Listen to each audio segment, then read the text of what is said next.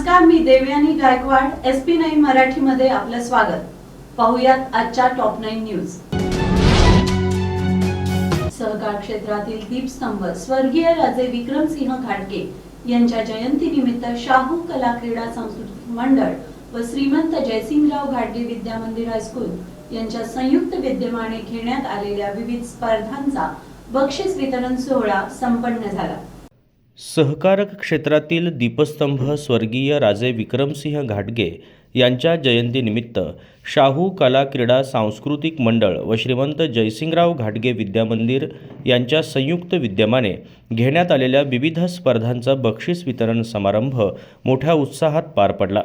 यावेळी शाहू कारखान्याच्या अध्यक्षा श्रीमती सुहासिनी देवी घाटगे आईसाहेब, राजमाता जिजाऊ महिला समितीच्या कार्याध्यक्षा सौ नवोदिता घाटगे व कोल्हापूर जिल्हा परिषद माध्यमिक विभागाचे शिक्षणाधिकारी एकनाथ आंबेकर यांच्यासह मान्यवरांच्या हस्ते हा बक्षीस वितरण समारंभ पार पडला.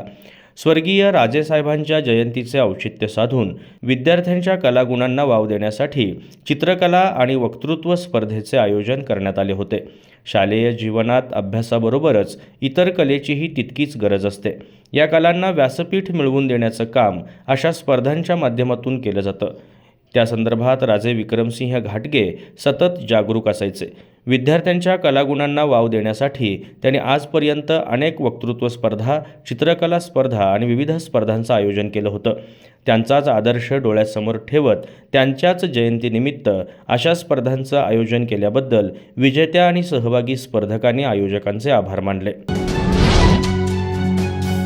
दैनिक लोकमतने आयोजित केलेल्या कोल्हापूर जिल्हास्तरीय देशभक्तीपर गीत गायन स्पर्धेमध्ये मोठ्या गटात ताराराणी विद्यापीठाच्या उषाराजे हायस्कूलने प्रथम क्रमांक पटकावला.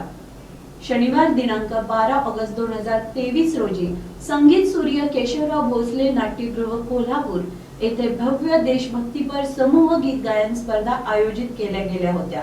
या स्पर्धा लहान गट व मोठा गट अशा 2 गटांमध्ये झाल्या.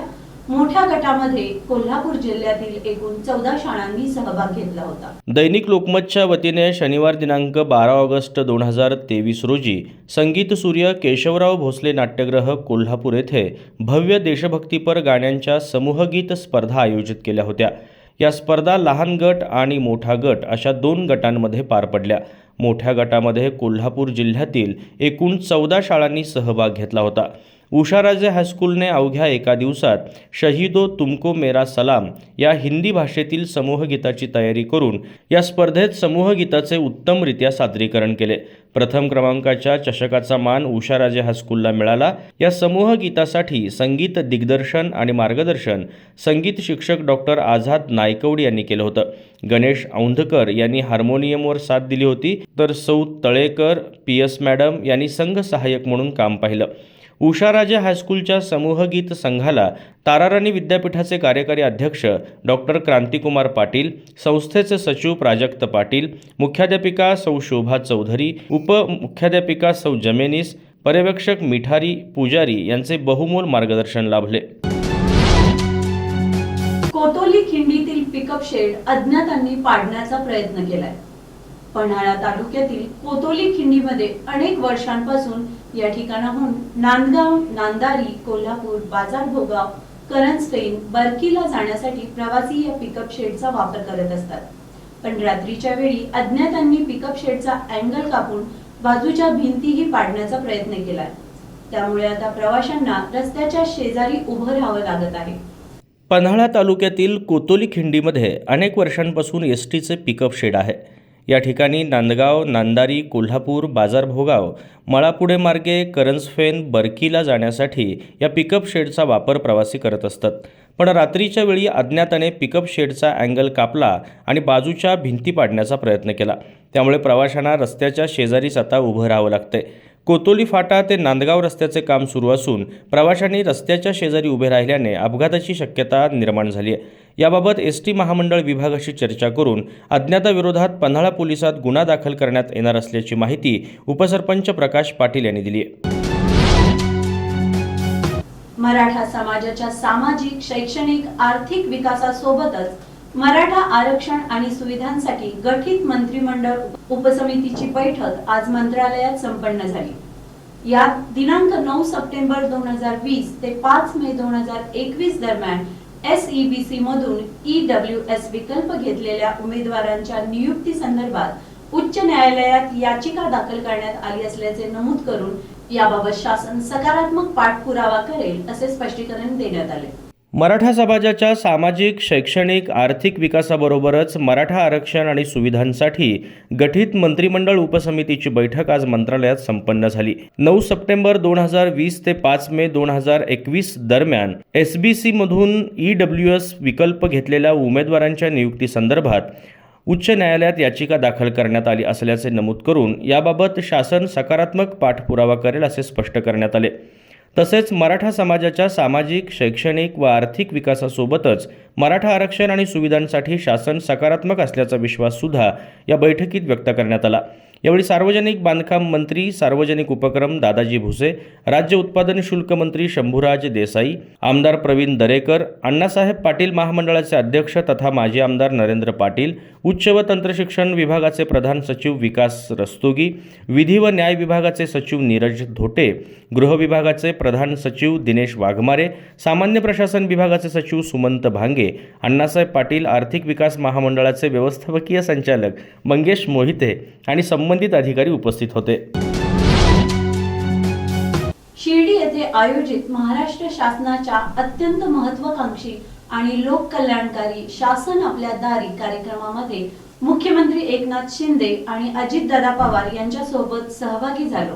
या कार्यक्रमाला मंत्री राधाकृष्ण विखे पाटील, मंत्री दीपक केसरकर, खासदार डॉक्टर सुजय विखे पाटील, आमदार राम शिंदे, आमदार बबनराव पाचपुते, आमदार मोनिका राजळे, माजी आमदार स्नेहलता ताई कोल्हे, आमदार सत्यजित तांबे आदी मान्यवर उपस्थित होते।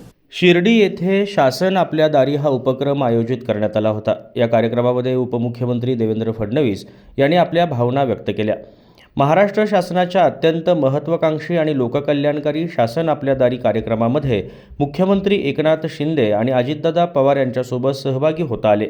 या कार्यक्रमाला मंत्री राधाकृष्ण विखे पाटील, मंत्री दीपक केसरकर, खासदार डॉक्टर सुजय विखे पाटील, आमदार राम शिंदे, आमदार बबनराव पाचपुते, आमदार मोनिका राजळे, माजी आमदार स्नेहलताताई कोल्हे, आमदार सत्यजित तांबे आदी मान्यवर उपस्थित होते।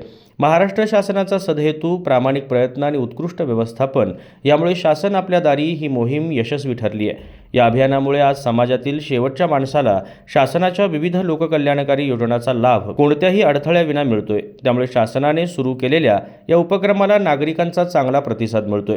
केंद्र आणि राज्य सरकारच्या लोककल्याणकारी योजनांचा आतापर्यंत राज्यातील 13 जिल्ह्यातील 1,41,41,00,000हून अधिक लाभार्थ्यांनी लाभ घेतलाय। अहमदनगर जिल्ह्यात योजनांचा लाभ लोकांपर्यंत पोहोचवण्यासाठी प्रशासनाकडून 3 महिन्यात 1,250हून अधिक शिबिरे घेतली गेली।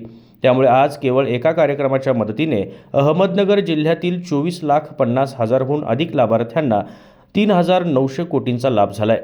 राज्यातील सर्व 36 जिल्ह्यांमध्ये शासन आपल्या दारी कार्यक्रमाचं आयोजन सरकार करतंय। आमचे सरकार केवळ शासन आपल्या दारी कार्यक्रमाद्वारेच नाही तर वर्षातील 365 दिवस सर्वसामान्यांना सरकारी योजनांचा लाभ देण्याची प्रक्रिया सुरू ठेवतंय। कारण हे महायुती सरकार मागील जनविरोधी मविया सरकारप्रमाणे केवळ फेसबुकवर नाही तर फेस टू फेस काम करणारं आहे।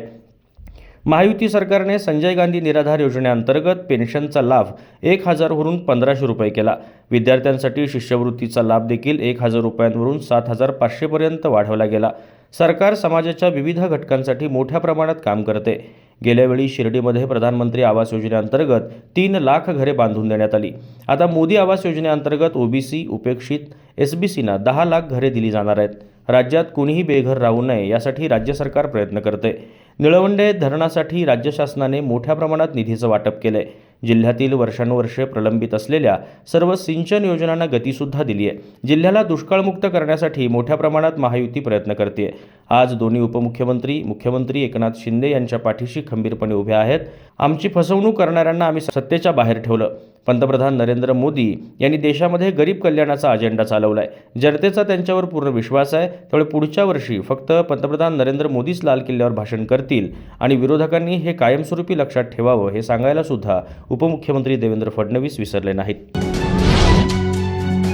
आझादी का Amrit Mahotsav string musical academy Kolhapur आणि प्रसाद जोशी विचार मंच यांच्यातर्फे भारतीय सेनेतील माजी सैनिक आणि शहीदांच्या कुटुंबियांचा सन्मान करण्यात आला। कार्यक्रमाचे प्रमुख पाहुणे म्हणून कर्नल दिलीपसिंह थोरात, सौ मेघमाला थोरात, श्रीमती श्रुती कुल्लोळी आणि शहीद संग्राम पाटील यांच्या पत्नी हेमाताई पाटील यांची विशेष उपस्थिती होती। यावेळी विद्यार्थ्यांनी देशभक्तीपर गाणी सादर करून भारतीय सेनेला मानवंदना दिली। आझादी का Amrit Mahotsav strings musical academy Kolhapur आणि प्रसाद जोशी विचार मंच यांच्या वतीने भारतीय सेनेतील माजी सैनिक आणि शहीदांच्या कुटुंबियांचा सन्मान करण्यात आला। कार्यक्रमाचे प्रमुख पाहुणे म्हणून कर्नल दिलीपसिंह थोरात, सौ मेघमाला थोरात, श्रीमती श्रुती कुल्लोळी आणि शहीद संग्राम पाटील यांच्या पत्नी हेमाताई पाटील उपस्थित होत्या। त्यावेळी विद्यार्थ्यांनी देशभक्तीपर गाणी सादर करून भारतीय सेनेला मानवंदना दिली। आयुष मंत्रालय भारत सरकार यांच्याकडून समाजकार्यासाठी सन्मानित झालेल्या आणि डॉक्टरेट पदवी प्राप्त झालेल्या डॉक्टर नेहा अभय तेंडुलकर आणि पत्रकारिता क्षेत्रामध्ये उत्तम काम करणाऱ्या पत्रकार अर्जुन टाकळकर यांचा सन्मान करण्यात आला। यावेळी कोल्हापूर महानगरपालिकेचे सह आयुक्त Keshav Jadhav, hon captain Santosh Kokane, captain NCC Anthony D'Souza, JCO NN Patil, 8 Maratha बटालियनचे माजी सैनिक अभय तेंडुलकर, दिनेश नाईक उपस्थित होते। सर्वांनी विद्यार्थी आणि पालकांना अमूल्य मार्गदर्शन केलं। या कार्यक्रमास देशभक्तांचा खूप मोठा प्रतिसाद लाभला। या कार्यक्रमासाठी श्रोत्यांचा खूप मोठा प्रतिसाद लाभला। सॅटरडे क्लब ग्लोबल ट्रस्ट यांच्या वतीने यंदाचा यूथ आयकॉन 2023 हा पुरस्कार कृष्णराज महाडिक यांना प्रदान करण्यात आला। राज्याचे उद्योग मंत्री नामदार उदय सामंत तसेच खासदार धनंजय महाडिक यांच्यासह इतर मान्यवरांच्या उपस्थितीत हा समारंभ पार पडला। आज मंत्रालयात रायगड जिल्ह्यातील भातान येथील अमेठी विद्यापीठातील कामगारांच्या अडचणींसंदर्भात बैठक संपन्न झाली। यात पनवेल येथील अमेठी विद्यापीठातील स्थानिक प्रकल्पग्रस्त कामगारांच्या अडचणी सोडवण्यासाठी आणि त्यांच्या विविध मागण्यांसंदर्भात सहसंचालक यांच्यामार्फत चौकशी करून अहवाल प्राप्त झाल्यास दोषींवर कारवाई करण्यात येईल असे स्पष्ट करण्यात आले। यावेळी आमदार महेश बालदी, उच्च शिक्षण विभागाचे उपसचिव अजित बाविस्कर, कोकण विभागाच्या अप्पर कामगार आयुक्त श्रीमती शिरीन लोखंडे आणि संबंधित अधिकारी उपस्थित होते। प्रकल्पग्रस्त कामगारांच्या अडचणी समजून घेणं, त्या अडचणी सोडवणं ही सध्या अत्यंत महत्त्वाची गरज आहे। सातत्याने प्रकल्पग्रस्तांवर अन्याय होत आलेला आहे। हा अन्याय दूर व्हायचा असेल तर तात्पुरती समिती नेमून काही होणार नाही। शासनाने त्यात गंभीरपणे लक्ष घातलं पाहिजे। समितीचा अहवाल आल्यानंतर त्या अहवालाची लवकरात लवकर अंमलबजावणी झाली पाहिजे। सातत्याने प्रकल्पग्रस्तांवर हा होणारा अन्याय अत्यंत वाईट असल्याची भावना सुद्धा स्थानिक प्रकल्पग्रस्त कामगारांनी व्यक्त केली। कामगारांच्या याच व्यथा लक्षात घेऊन या बैठकीमध्ये कामगारांना लवकरात लवकर न्याय देण्यात येईल। या संदर्भात सहसंचालकांमार्फत चौकशी केली जाईल। अहवाल प्राप्त झाल्यानंतर जे दोषी आढळतील त्यांच्यावर कोणत्याही परिस्थितीमध्ये कारवाई करण्यात येईल असं सुद्धा या बैठकीत सांगण्यात आलं। आज मंत्रालयात रायगड जिल्ह्यातील भातान येथील अमेठी विद्यापीठातील कामगारांच्या अडचणींसंदर्भात बैठक संपन्न झाली। यात पनवेल येथील अमेठी विद्यापीठातील स्थानिक प्रकल्पग्रस्त कामगारांच्या अडचणी सोडविण्यासाठी आणि त्यांच्या विविध मागण्यांसंदर्भात सहसंचालक यांच्यामार्फत चौकशी करून अहवाल प्राप्त झाल्यास दोषींवर कारवाई करण्यात येईल असे नमूद करण्यात आले। सॅटरडे क्लब ग्लोबल ट्रस्ट यांच्या वतीने यंदाचा यूथ आयकॉन 2023 हा पुरस्कार कृष्णराज महाडिक यांना प्रदान करण्यात आला। राज्याचे उद्योगमंत्री उदय सामंत तसेच खासदार धनंजय महाडिक या मान्यवरांच्या उपस्थितीत हा पुरस्कार समारंभ मोठ्या उत्साहात पार पडला।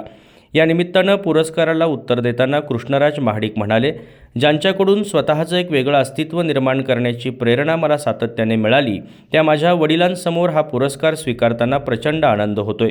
हा क्षण माझ्यासाठी अविस्मरणीय आहे। माझे कुटुंब, मित्रपरिवार व माझ्यावर भरभरून प्रेम करणाऱ्या आपल्या सर्वांच्या आशीर्वादामुळे मी हे यश संपादन करू शकलो। ही साथ अशीच कायम असू दे।